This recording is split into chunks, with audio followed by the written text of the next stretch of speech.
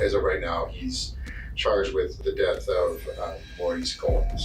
Can I ask you guys a question? Sure. Was it like a violent type? Extremely. I watch a lot of Law and Order, so. The woman here is Charles Muscatello, who gives the most extraordinary reaction after discovering that her husband, Charles Muscatello, is a killer.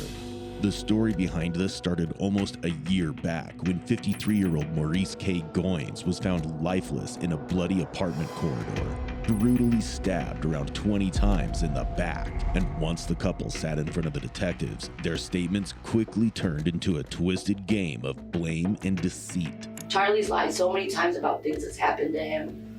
Like, you never know when to believe him, you know? Your wife didn't help you out in any way? Didn't ask you, did she even know that you had bloody clothes, or did she know anything about this at all? Yes. Was it really Charles who killed Maurice, or did Rachel, who seemed way too calm about all this, have something to do with it as well? It all started on August 6, 2017 in Lakewood, Ohio with a 911 call. Only this one didn't come from a panicked relative, but from a coworker who grew concerned when Maurice Goins suddenly stopped showing up for work. Can you do a welfare check on the number 401? You're just going to check on Maurice Goins. He has not been seen or heard from in a week. Lakewood police responded to the call, but when they reached the address, their knocks at the apartment door went unanswered. So, officers entered through a window, and what they found was a grisly scene that would haunt even seasoned cops. As soon as you got in the apartment, there was a giant pool of blood in the kitchen. It looked like somebody had been dragged through the apartment. Maurice Goins was face down, lying in a pool of his own blood, his body covered in vicious stab wounds. Maurice, known as Mo to his friends, worked at Boston Market in Lakewood, Ohio, and was planning to return to his home state of California. At first glance, he seemed like a friendly individual to everyone, but among those friends were some shady characters that Maurice dealt with. And when officers reached out to the neighbors, they reported seeing a suspicious man with a cane enter the building and leave moments later carrying a TV. But the police had no name and no hard leads. So despite the brutality of the crime, the case went cold for nearly 10 months. Finally, in June 2018, two confidential informants approached Cleveland police. They claimed that a man named Charles Muscatello had bragged about stabbing a man to death and taking his TV. Following up on this lead, on June 19, 2018, they arrested Charles Muscatello, but before talking to Charles, they brought in his wife, Rachel, to see if she had any answers. I'm sure you have a zillion questions, and I have a couple questions for you. So, long and the short of it is, Charles, are you and Charles like legally married? Yes, Okay. we are legally married. You're just separated at the moment? Yeah, but not legally separated. That's fine. I mean, you're just not living together right now. Okay. Well, Charles is under arrest, and he's currently charged with murder. In all honesty, I don't know what, that's just what he's charged with at the moment. He has to be indicted and all that other stuff. I mean, there might be more charges, less charges, not as serious charges. It all depends on what the grand jury and the grand jury prosecutor ends up charging him with. But as of right now, he's charged with the death of Maurice Goins. What's striking is that Rachel doesn't flinch for a second after hearing her husband killed someone. Sure, Charles has a rap sheet full of theft and drug deals, but never murder. And even if Rachel expected trouble, her calm reaction hints at something deeper. In fact, it almost feels like she's relieved when he finally got caught, and what she's about to reveal will just create even more suspicion. We have DNA evidence, cameras. I mean, this is almost a year-long investigation that we've done. So it's not like we just randomly came upon him. So, after our investigation led to this, and then led to us arresting him. And I just want, I could tell by the phone conversation that at some point he has told you about this, and it seemed to me that you didn't actually believe it. Yeah. Okay. Because there's been so many times that my husband, His like, life there's, about things. Okay. yeah, like, I mean, there's even police reports about, like he would come home and like he sold our son's dog. This was when he was using to somebody across the street from us, and I didn't know to hear this person end up being a drug dealer as well. So Charlie ended up selling my son's dog, which was like a little pit bull. She was a full breeder, a full bred, and for drugs. He came home and said that somebody robbed him for that dog. And he had like scuff marks all over his face, you know, and bleeding and stuff.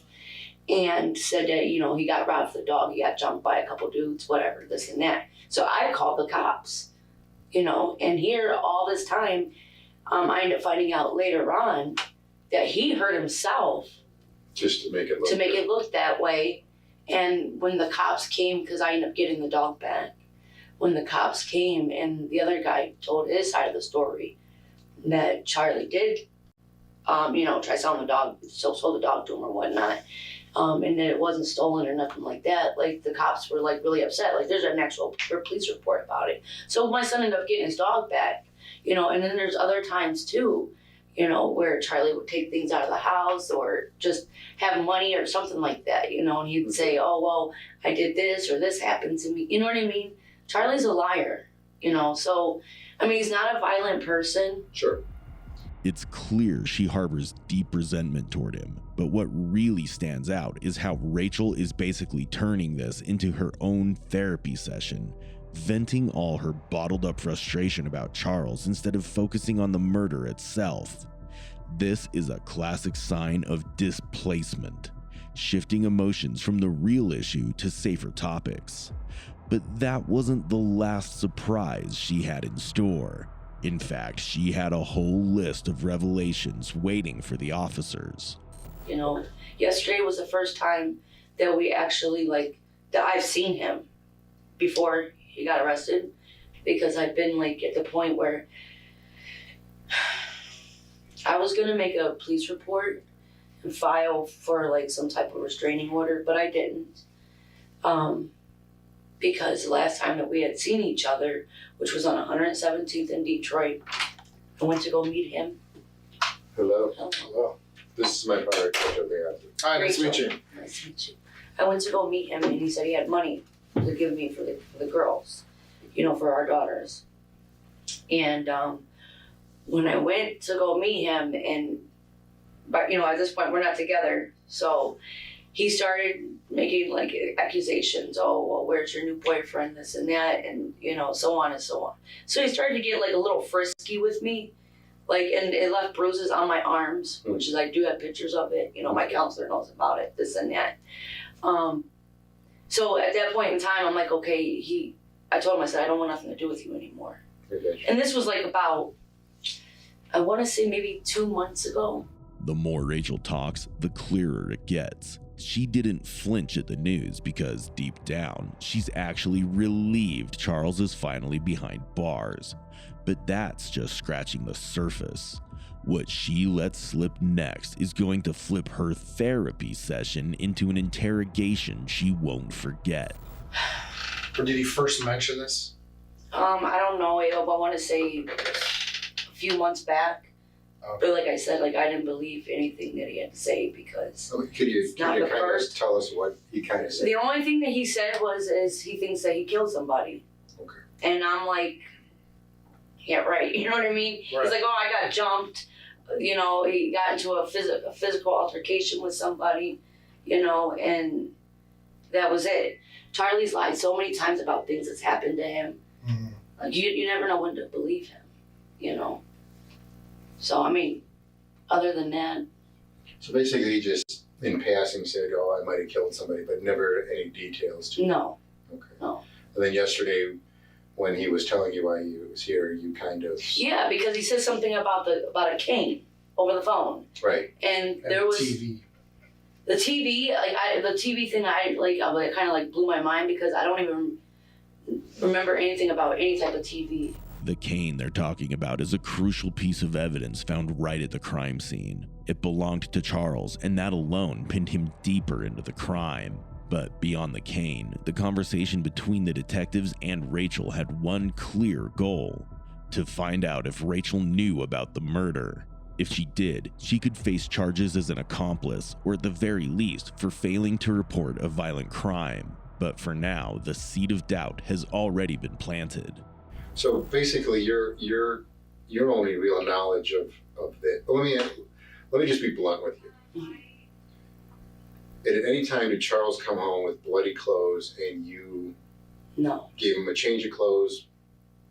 No. Threw the other I would have clothes freaked out if that was the case. Like, Okay. seriously, because I mean, like, I've never like seen something like that in like real life. Like somebody coming up to me like with blood all over them and stuff like that. But no.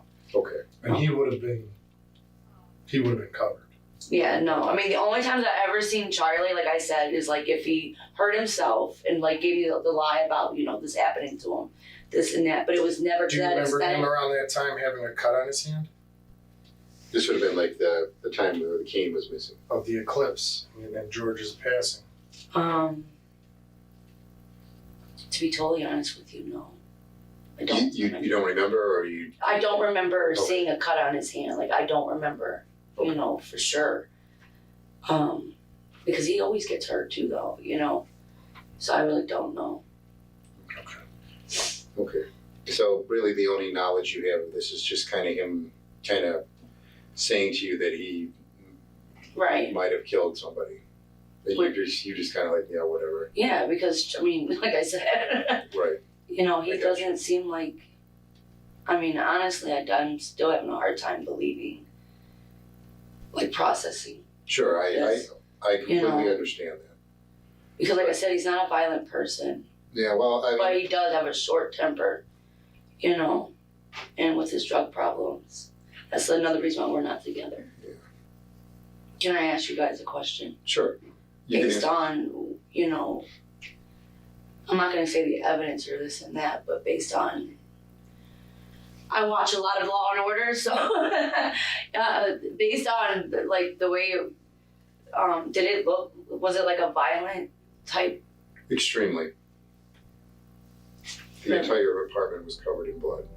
Rachel is literally talking about her husband being a murderer, yet she can still laugh. This alone raises big questions. Is she just glad Charles is going away? Or does her relief suggest something even darker? It's not a polygraph, so her claims about not believing that Charles really killed someone could easily be lies. And while she says he's not violent, she can't resist throwing in digs about his short fuse and drug habits, painting him as a nightmare only prison can babysit. And what comes next is her final push to paint Charles in the worst light possible. To your knowledge, Charles has one thing that he mainly uses, like he mainly uses crack, and then but he has no problem doing other stuff if it's available, or is he just strictly a crack guy? No, it's other stuff. I'm not gonna lie. Like back in 2012 when I first got clean myself, like that was my first. I was addicted to Percocets, pain pills, and we were abusing them together. Okay. And then I went and got, that lasted like 3 years. And then I went and put myself, like I don't have no criminal backgrounds. I've never been told, oh, you gotta go to drug court, you know, all other stuff. Like I put myself into rehab, you know, in 2012. And, but that whole entire time, like me and Charlie, we were together for 11 years. That whole time he's been doing crack, like off and on, like, but his has progressed. Rachel finally did her part of painting Charles as a drug abuser and a short-tempered liar. But it was time detectives met with the prime suspect, Charles, and what awaited was a shocking revelation that the officers had been waiting for. I'm going to tell you what this is about before you make up your decision whether you want to talk with us or not. Obviously, we want to talk to you. We have some questions, and a lot of what we talk about has to do with how we're proceeding with other people involved in this, including your wife. So the long and the short of why you are here, I can tell you in I'm gonna keep it real. You already know because I could tell by the way you're looking at me. You keep looking at me. No, I keep looking at both of you guys. I have a warrant for your arrest for murder. You had to know eventually this was coming. We're, I understand. Well, we'll explain it to you. Well, we explain something. We will. Yeah, So, I know that guy. Who is it? I don't know his name right offhand. You don't know his name? No. you don't know his name? No, because he did favors for each other before. Okay. So, all we have is a certain amount of information, and that a certain amount of information we have, cameras, DNA, video footage of people coming in and out, so forth like that. Okay. Mhm. That's why you're sitting here. Okay. Right. If there's more to it, now's the time that we want to get this in the open. Okay. If there's something more that I need to know, now's the time. Okay. So that being said, do you want to discuss this and give me your side of what occurred here? All I did was ever just show favors for this guy. Me and the guy that you just had in the car too. Charles was actually homeless at the time and had a long history of petty crimes like burglary, theft, robbery, and even an attempted escape from custody. He didn't have a stable place to live, and he often visited Maurice Goins' apartment. In exchange for carnal favors, Charles would get food, drugs, and sometimes even electronics, which he'd then sell for quick cash. But that's not where the story ends, and soon enough, the truth is about to surface. So you've been in his apartment, correct? Yes, sir. I'm not gonna lie about that. Okay. 1,000 times probably. Okay. So you would know his name. I know it's like Maurice or something like that. I don't know his last name or anything. That's Okay. Well, you know him as Maurice. Yes. Okay. Actually, me and a few other guys went over there and he gave us crack for Okay. sexual papers. My DNA is probably all over that place. Not in places Well, where it should not in the places where it shouldn't be. Charles already knows he made some mistakes, and he knows the cops have evidence. So his first move in this twisted chess game is to shrug it off, saying his DNA would obviously be there since he'd visited Maurice so many times. But forensic science laughs in the face of sloppy cover stories. He isn't the Zodiac Killer, Jack the Ripper, or even Hannibal Lecter, but more like a discount version who had the genius of leaving his footprints behind. And now, he's seconds away from the detective dropping the cold, hard truth right in his face. We have enough evidence, obviously, to have gotten an arrest warrant for you that shows you committed a homicide. That's why there's an arrest warrant for it. But it tells one side of a story, the evidence that we have. The side that it doesn't tell is the side of the person that's still alive that can tell the side of what happened, what led up to it, and why it happened. I got to believe that this is weighed on you like a ton of bricks. And I've got to believe that over this time period, Charles, you probably have been feeling like you're drowning, okay? Trying to get this off your chest. But the only way to do it is to now come clean about it. I could see it on your face.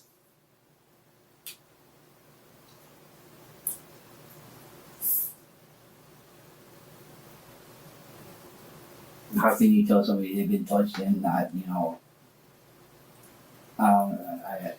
Do you play cards? yes. You've played cards. You play, poker, right? Do you show people your hand when you got a good hand? No. All right. A judge and prosecutors saw what we have and said, that's enough. Okay. I'm not going to show you everything. All right. But you have to understand from what he said, video, DNA, witness statements. This is a year in the making. It took that long to put it together. It takes the lab that long to put things together too when they're doing testing. It's just the way it is. She had okay? nothing to do with it. And here it is, Rachel's name brought into the spotlight, not by the detectives, but straight from Charles himself. No one even hinted at her, yet he rushes to shield her, insisting she knew nothing, But looking closer, this might not just be protection. It could be Charles' classic double-cross move disguised as devotion. Listen, Okay. then you can discuss that if our facts are wrong. See, on we this. have information that she, obviously there was a lot of blood at this scene, okay? And you have to get rid of your clothes. Yeah, I did it there. All right. So let's go back. So since you're getting this on the table, I did it there. Let's start from the beginning.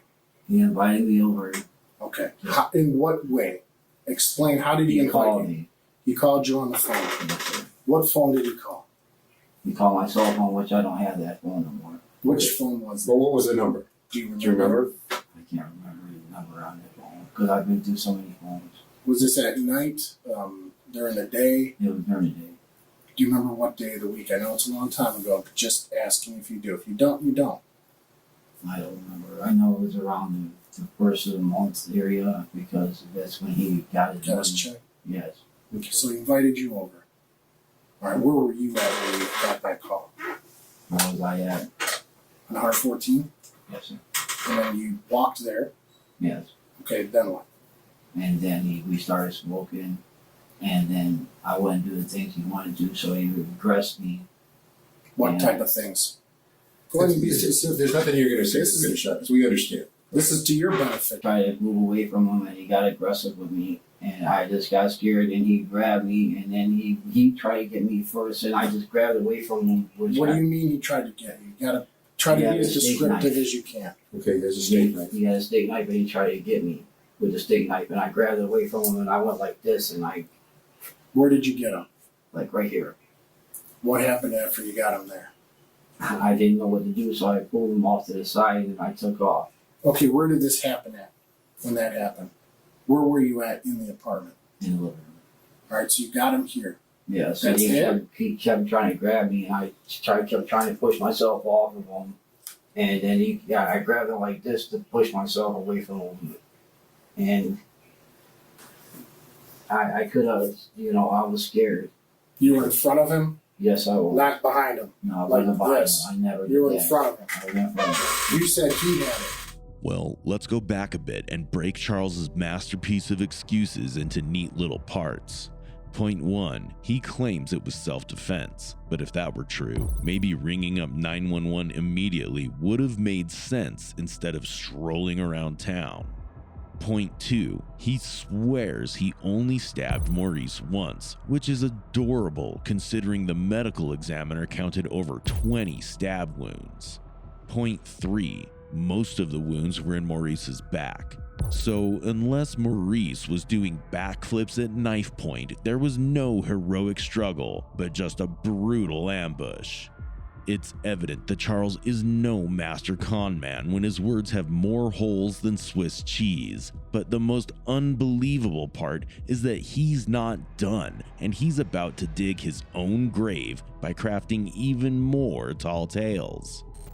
I grabbed it out of his hand, Mm-hmm. right through there. So you had cuts to this hand Yes, sir. from what happened?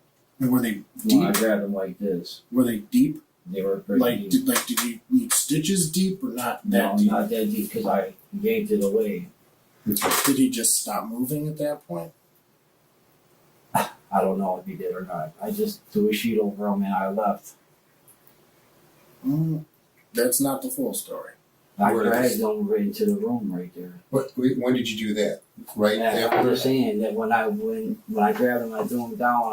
I drug him into the room. I don't know if he was still breathing or not. Okay. Okay, so you drug him you drug him from the living room, and then what room did you have to drag him through? I drug him to the kitchen, Okay, and then where did you end up with him? right there by the bedroom. Okay, and then did you throw anything on top of him? I threw a sheet on top of him. Okay. All right. Well, it looked like a sheet. I don't know what it You- was. I just, Clothes maybe, whatever. whatever. I just threw on top of him. All right. Did you take anything out of the lockbox that was in the bedroom? And I didn't take nothing out of the lockbox. Why would your DNA be on the lockbox? Because I messed with that lockbox 1,000 times. Okay, fair enough. They gave us watches out of that lockbox, to do like papers, like I said. But Okay. this time he wanted more. All right. So how many times, and you don't have to give me the exact number, but just estimate, how many times have you been over Maurice's apartment before that night? Probably 100 times. Okay, and out of that 100 times, how many times did you guys have, like, you know, that he gave you money or gave you drugs or something to fool around with it? 100 times. What was the purpose of moving him from one room to another? I was scared. Okay. Well, I mean, fair enough. I I'm just didn't know wondering. somebody would walk to the door. in your mind, you had what was- 1,000 people coming in and out of there all the time. Okay. Now you said that you changed right there, but he's way smaller than you. It's not like you put his clothes on. What did you change into? I put a pair of jogging shorts on. I mean, obviously, the giant elephant in the room, why were you just too scared to think straight to like, call us and say, hey, this guy just attacked Yeah, you? I was high too. Okay. You know. What were you guys Plus, smoke? I'm paranoid schizophrenic. When I start thinking of hallucinations, it just Okay. my wife didn't know nothing about this. Okay. What about the knife? Did you leave it there or take it with you? You know, I put it in the bag and took it with me. Okay. And it was it from his apartment? Yes, The sir. knife was from his apartment. Yes, sir. Okay. What happened to those items? I threw them in the garbage. Okay. On 114th? Yes, in the dumpster. Anybody else assist you in any way after the fact?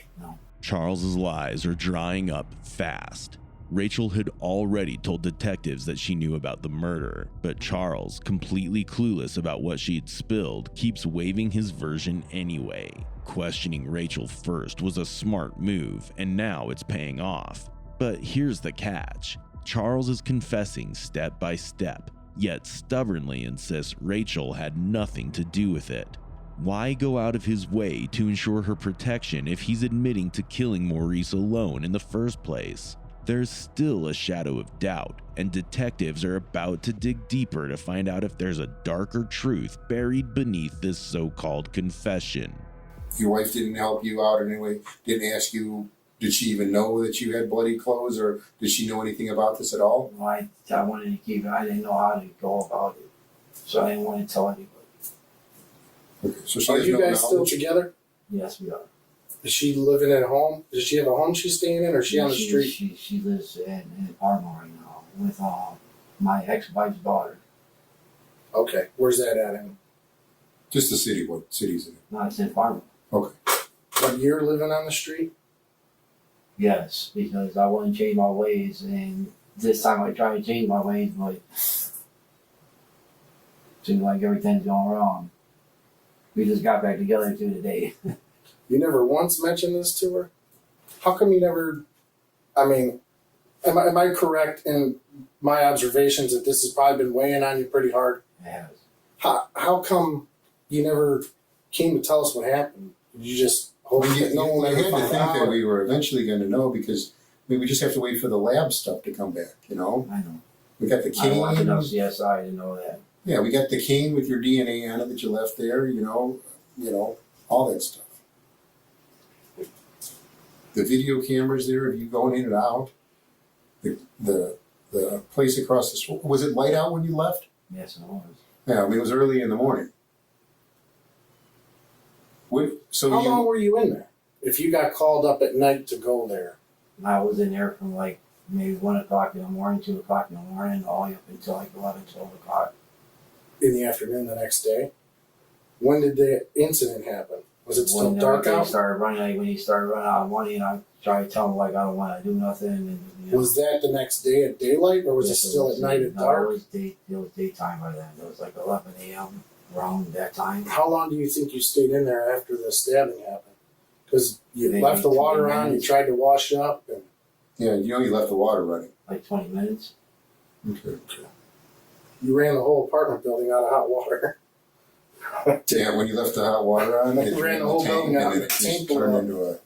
Charles, it may not. I mean, you may be. I understand that this is a lot that's going on there right now, but I mean, you telling us your version of things is definitely going to help the situation, because, I'm still going down for murder, man.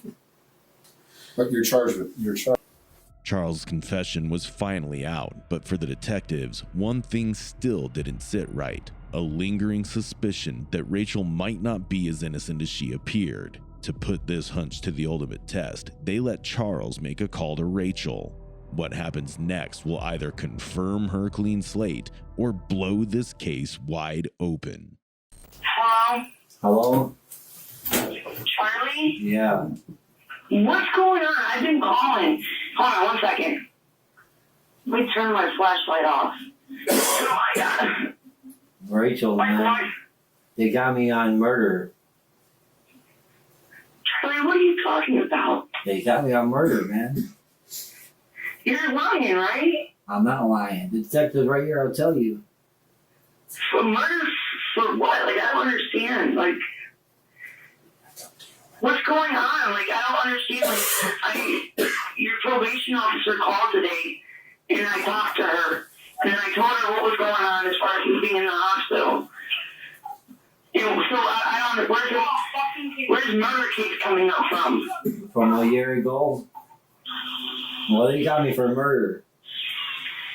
I don't understand. Oh, Rachel, I don't know. I told the detectives what they wanted to hear. I told them I did it. Why would you admit to something you didn't do? Rachel's reaction during the phone call completely contradicts how she behaved during the interrogation, and it kind of sounds suspicious yet again.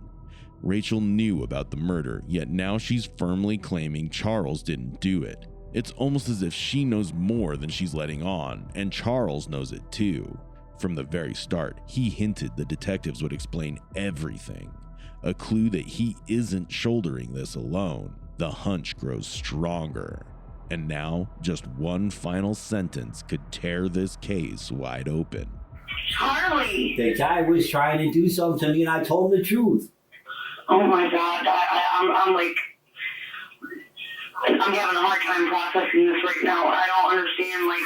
Well, they even had your picture in front of me, too. My picture for what? Because you're my wife. Well, I understand that. I mean, I've been calling up there, like, I even left a message to some detective that's supposed to be, like, in charge of whatever. I don't know. Because they didn't tell me. I called the Lakewood police station and... Basic time. I can't answer the phone if I'm talking to you.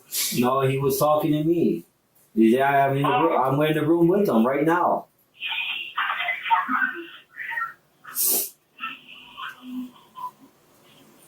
This is crazy, Charlie. Yeah.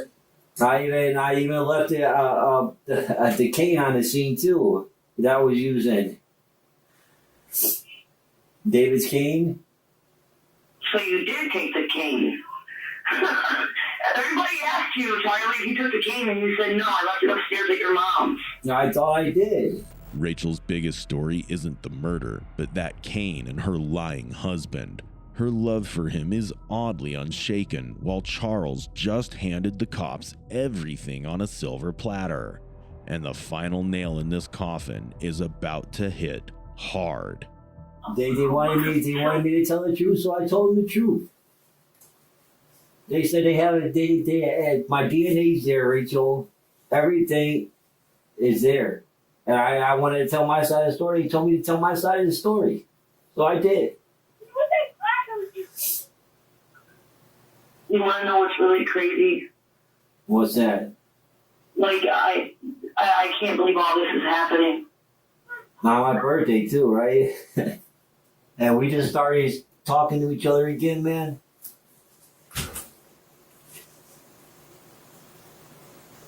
I thought, like... They told me if everything's the truth like I said it is, I should be all right. You hear me?